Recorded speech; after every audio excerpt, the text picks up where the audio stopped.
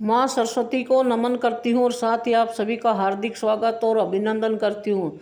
दोस्तों, हम पढ़ रहे थे शिक्षा मनोविज्ञान की विधियाँ। शिक्षा मनोविज्ञान की विधियों में आज हम गाथा वर्णन विधि के बारे में बात करेंगे। गाथा वर्णन विधि, एनेक्डोटल मेथड। गाथा वर्णन विधि, एनेक्डोटल मेथड।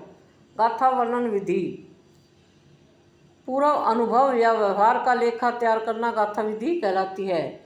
पूर्व अनुभव या व्यवहार का लेखा तैयार करना गाथा वर्णन विधि कहलाती है।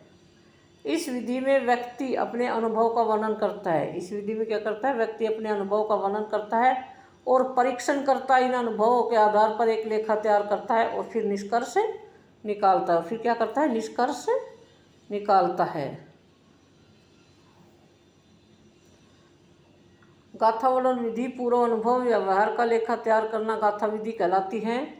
इस विधि में व्यक्ति अपने अनुभव का वर्णन करता है और परीक्षण करता है, इन अनुभवों के आधार पर एक लेखा तैयार करता है और फिर निष्कर्ष निकालता है। गाथा वर्णन विधि के गुण या विशेषताएं। गाथा वर्णन विधि के गुण या विशेषताएं।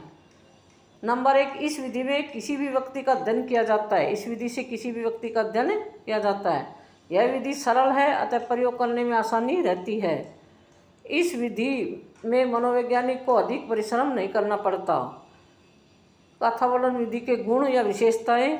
यह इस विधि से किसी भी व्यक्ति का अध्ययन किया जाता है। यह विधि सरल है, अतः प्रयोग करने में आसानी रहती है। इस विधि में मनोवैज्ञानिक को अधिक परिश्रम नहीं करना पड़ता है। गाथा वर्णन विधि के दोष। गाथा वर्णन विधि के क्या दोष? व्यक्ति कुछ तथ्यों को जानबूझकर छिपा जाता है। व्यक्ति कुछ तथ्यों को क्या करता है? जानबूझकर छिपा जाता है। सभी व्यक्ति अनुभव का ठीक ठाक स्मरण नहीं कर पाते। सभी व्यक्ति अनुभव का ठीक ठाक स्मरण नहीं कर पाते। यह विधि अविश्वसनीय है। यह विधि अविश्वसनीय है क्योंकि कुछ तथ्य गलत जोड़ दिए जाते हैं। स्किनर का कथन है। स्किनर के अनुसार गाथा वर्णन विधि की आत्मनिष्ठता के कारण इस विधि के द्वारा निकाले गए परिणामों पर विश्वास नहीं किया जा सकता है। गाथा वर्णन विधि की आत्मनिष्ठता के कारण इस विधि के द्वारा निकाले गए परिणामों पर विश्वास नहीं किया जा सकता है। दोस्तों, रिपीट करते हैं। गाथा वर्णन विधि, एनेक्डोटल मेथड। गाथा वर्णन विधि पूर्व अनुभव या व्यवहार का लेखा तैयार करना गाथा विधि कहलाती है।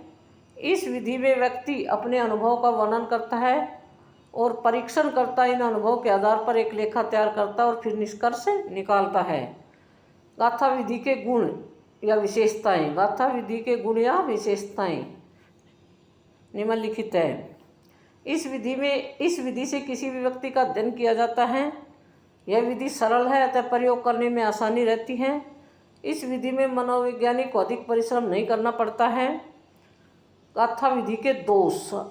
गाथा विधि के दोष। व्यक्ति कुछ तथ्यों को जानबूझकर छिपा जाता है। सभी व्यक्ति अनुभव का ठीक ठाक स्मरण नहीं कर पाते।